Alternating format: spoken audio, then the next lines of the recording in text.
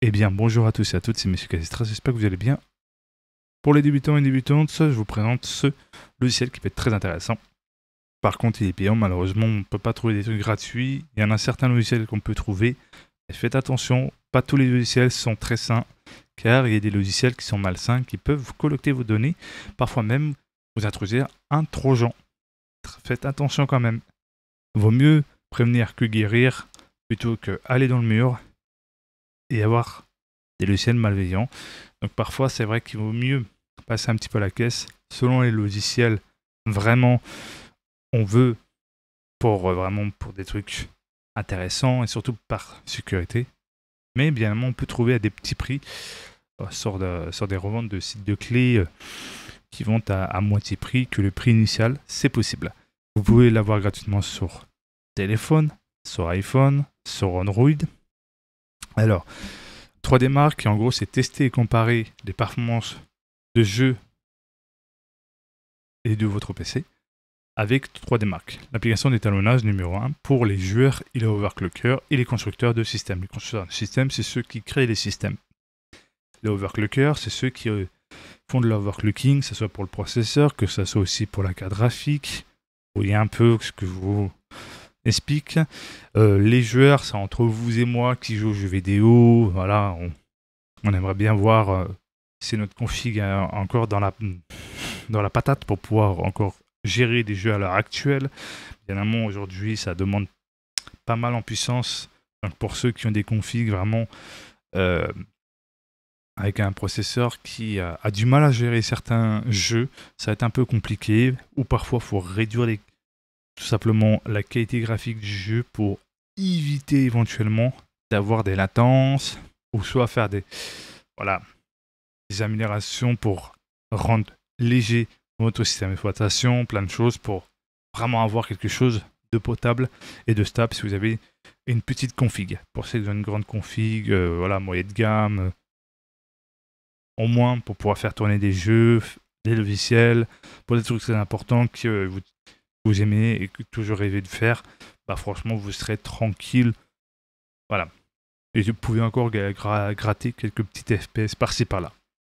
Donc oui, il y a des prix, selon évidemment les prix, voilà, ils expliquent un peu le point de référence complet. Après les points repères des joueurs, ouais, je trouve ça abusé quand même, 35 €.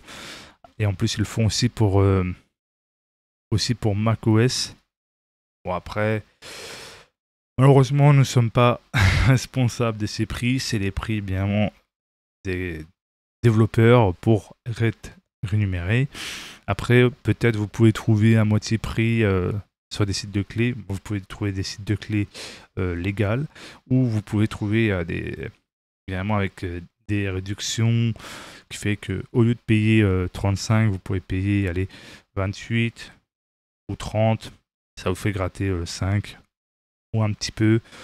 Bon, on peut pas non plus espérer plus. Après, il y en a d'autres qui vont mettre un peu plus bas, on va dire, des prix cassés. Voilà, ça dépend des moyens de chacun, de chacune. Après, bien évidemment, c'est très utile pour voir si votre carte graphique en a de la patate, votre processeur de mémoire. Il me semble que ça fait tout en soi de votre PC, donc il faut voir ce que ça propose. Mais en soi, ça peut être très intéressant. Vous voyez ici, cartes graphiques les plus populaires. Vous voyez un peu en soi ici. Vous avez aussi les processeurs les plus populaires. Le temple de la renommée de l'overclocking. L'overclocking, c'est en gros overclocker son processeur pour qu'il ne soit pas bridé de ses performances. Pareil pour votre carte graphique, pour exploiter son plein performance, excusez-moi. Mais il faut faire attention parce que si vous utilisez votre carte graphique pour rien en haute performance, surtout lorsque vous n'utilisez pas des applications gourmandes, en gros qui demandent quand même de la puissance, que ce soit votre carte graphique ou votre processeur, ce n'est pas bon. Il faut faire un équilibre des deux, mettez en normal. Et ça évite justement que ça surchauffe pour rien. Et ça évite d'abîmer votre carte graphique ou votre processeur, c'est important. Après, vous pouvez faire le truc le plus simple, tout simplement de l'optimisation pour rendre votre Windows léger, faire de l'optimisation pour bien évidemment que ça se passe bien, comme Optic Optimizer que je vous ai déjà présenté maintes fois, qui peut être très bien. C'est sûr, et c'est ce qu'on peut faire à la main, et moins dangereux. Donc les petits overclocking, ce que vous pouvez faire, c'est bien évidemment mettre le XMP si vous avez 2 barrettes de RAM, ça soit du 16, en gros 2 barrettes de 16 pour faire du 32, ou soit 2 barrettes de 8 pour faire 16 Go de mémoire. Et voilà, et activer le dual channel dans le BIOS. Ça, vous pouvez le faire, c'est un petit overclocking sûr et moins dangereux, surtout pour ceux qui veulent s'aventurer sur l'overclocking. Regardez des personnes qui s'y connaissent bien, ou sinon, allez voir quelqu'un qui est formé dans l'overclocking pour vraiment vous former vous aussi. Quand on s'y connaît bien, on peut faire de l'overclocking. Quand on s'y connaît pas trop, vaut mieux pas toucher aux options, ou plutôt aller voir quelqu'un qui s'y connaît très bien en la matière. Après, très important aussi, prendre soin de son PC, dépoussiérer une fois de temps en temps la poussière à l'intérieur, parce que ça peut aussi éventuellement rendre votre PC plus chaud, parce qu'il n'y a pas assez d'air qui rentre, parce qu'il y a de la poussière sur les filtres, pour empêcher que la poussière rentre évidemment dans votre boîtier. Pensez à bien nettoyer. C'est très important.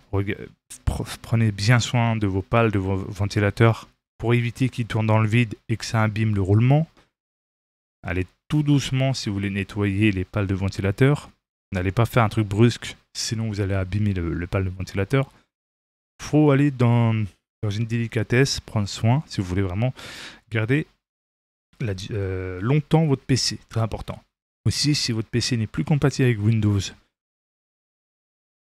en soi, vous pouvez switcher sur tout simplement Linux. Certes, vous n'aurez pas tout ce que Windows propose en termes de 100% de compatibilité, mais vous aurez une meilleure tranquillité, et surtout aussi, de plus en plus, Linux se démocratise pour bien évidemment proposer de plus en plus du gaming sur sa plateforme. Donc en soi, vous serez tranquille, donc son système d'exploitation va être de plus en plus intéressant pour le gaming. Il faut attendre entre 2, 3 ou 4 ans peut-être. D'ici là, ça sera 100% compatible.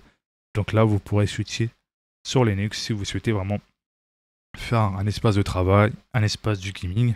Donc pour les 2 meilleurs de monde. Donc voilà. En tout cas, n'hésitez pas à me parler de votre expérience pour ceux ou celles qui ont fait du 3D Mark. Et aussi d'aider les nouveaux et nouvelles qui découvrent le gaming. Et au moins, ça peut les bons... de bien les orienter en bons endroits et pas au mauvais endroits. Très important. Il faut bien les aider aussi, parce que nous aussi, on a été aidés par des vidéos, par des personnes. On a fait des rencontres incroyables, etc. Donc c'est important de s'entraider, tout en restant respectueusement. Et aussi, évidemment, en prenant en compte que tout le monde ne peut pas être disponible tout le temps.